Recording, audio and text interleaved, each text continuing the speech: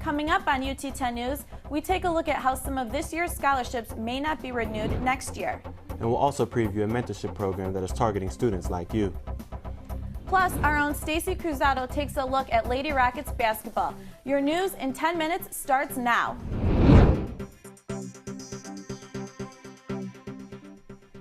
Thanks for joining us. I'm Elise Chingari. And I'm Barry Church. The crime rate inside the residence halls has risen in the last few years. And our UT 10 reporter, Jamie Genter, offers students some insight about theft on campus. From 2005 to 2007, there were 263 burglaries on campus, and that's just in residence halls. It's what Police Chief Jeff Newton calls crimes of opportunity. It's areas of high activity, like the rec center, like residence halls, maybe the library. Or student union, places where there's a lot of people, a lot of activity. And again, a lot of these crimes are just crimes of opportunity. If you have expensive items in your possession, like TVs or game systems, make sure to keep them out of sight of possible thieves. Junior nursing major George Baker had the unfortunate event of having his belongings stolen, even while his roommates were home. But you can't trust anybody. Students should especially be careful about always locking their doors when they leave their cars or dorm rooms, and make sure not to leave any valuables visible. Don't give thieves the opportunity to steal your things. Know where everything is, and keep it safe and secure at all times. For UT 10 News, I'm Jamie Genter. Thanks, Jamie. Now, theft is not the only thing affecting students' wallets. Declining investment markets are causing trouble for next year's scholarships and awards. Vice President for Institutional Advancement, Vern Snyder, says scholarships are given from money generated by stock market investments, many of which lost money. I think the market's impacted everybody. It's impacted all the foundations across the country in higher ed. So the UT Foundation and UT is not in a unique position. Snyder adds that UT offered $1.4 million in scholarships last year, and this year that number will be cut in half. The UT Foundation office is asking the original donors to consider increasing the available funds. The stock market may be having an effect on scholarships, but the College of Business Administration isn't feeling it. A new addition to the college is being built here on main campus. Reporter Brittany Jackson went behind the scenes of this multi-million-dollar project. It has been nearly 23 years since the College of Business Administration has opened doors to a new building. Planning for the Savage & Associates Complex for Business Learning and Engagement has taken 3 years, and the construction is well underway. The new building will give students hands-on experience, making them business savvy in the real world. Dr. Thomas Gutteridge, College of Business Administration Dean, says students will have a trading room that is more advanced than the one they are using now in Stranahan. What that does is the students have connectivity to the New York Stock Exchange, the Board of Trade, some international stock exchanges and so forth. And so they know what's going on there and have the same hardware and software the professionals have. Ohio grants and donors are funding the $15.4 million project. Dr. Gutteridge says students can expect to be in new classrooms by spring semester 2010. I am Brittany Jackson for UT 10 News. Thanks, Brittany. Abusive relationships are in the national spotlight due to the investigation of singer Chris Brown. The Eberly Center hosted a seminar last Thursday at Libby Hall to address domestic violence.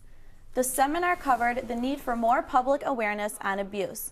UT Clinical Professor of Law Gabrielle Davis spoke about the legal issues and gave an inside look at abusive relationships. Characteristics of an abusive relationship is that the abuser wants to call the shots and maintain control in the relationships. Victims of domestic abuse can seek help locally through the Toledo Battered Women's Shelter. Increasing enrollment rates continue to be a concern when it comes to on-campus housing. UT 10 reporter Pat Nowacki takes a look at where UT plans to house next fall's incoming freshmen. Last fall, the University of Toledo had 1,200 more students enrolled than the previous year. Joe Campbell, Director of Residence Life, says with more students than rooms available, the university was forced to get creative.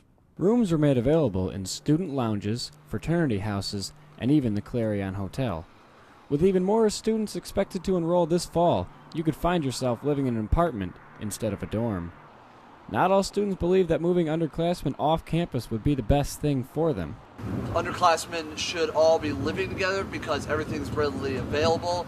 Joe Campbell admits this is not ideal, but the university will do everything they can to make it go smoothly. We will have bus service if it's a place that is not within walking distance of the main campus.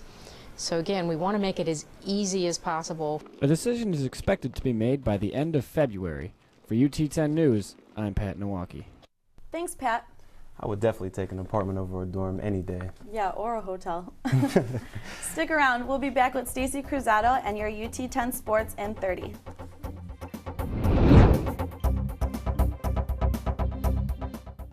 Your UT bookstore wants to provide you with a wide selection of used textbooks for next semester.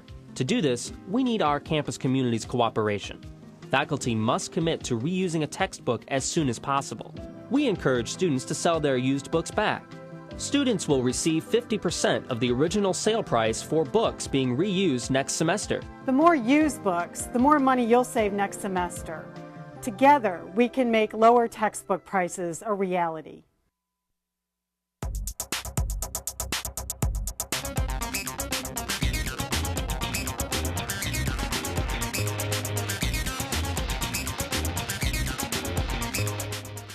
Welcome back. I'm Stacy Cruzado, and this is your UT10 Sports.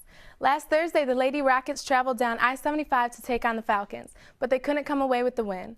On Sunday, the Rockets were back at home and had that savage advantage going up against Kent State. Freshman Nama Shaffer started the game off right with a three-pointer in the first 3 minutes. After that, it seemed like it was shot after shot for the Rockets as Jessica Williams makes another three-pointer. Williams added 12 points to the Rockets' score, and freshman Nama Shaffer added a total of 13 points. The Rocket fans were going wild as the Golden Flashes were continued to being beat.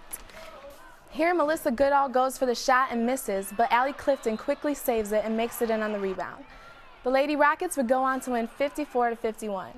Head coach Tricia Collup is proud of her team for putting on such a great fight. You know, there were times when it looked like it was a pinball flying around out there. We'd get a steal, they'd get a steal. Go back the other way, they'd get a steal. They'd get a stop, we'd get a stop. And, you know, I thought it was just a great MAC game. The women are looking for another great MAC game as they take on the Broncos of Western Michigan at 2 o'clock this Saturday. UT10's Derek Lawson has the ladies picked to sweep the MAC tournament, so be sure to get out and see them play in the regular season now while you still have the chance. And you can also catch the men's basketball team at home this week. The guys face Ball State Cardinals on Wednesday night at 7. And I'm looking forward to a great game. The Ball State Cardinals have a strong team, but I'm looking forward to a great Toledo victory. Good, me too. We'll be back in a moment with more UT10 News.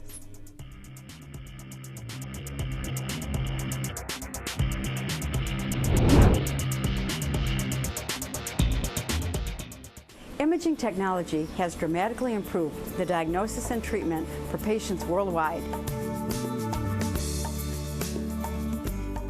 Right here at the UT Medical Center, we use the most advanced imaging technology for breast, heart, brain, and sports-related problems. This allows for the most accurate diagnosis and effective treatments. Investing in the best imaging is how we invest in our patients. To learn more, visit utmatters.com.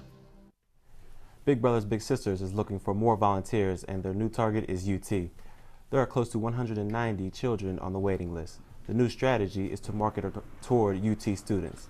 This includes having tables at the student union and meeting with student organizations. Site-based prevention specialist Jennifer Cox says UT students make the best volunteers.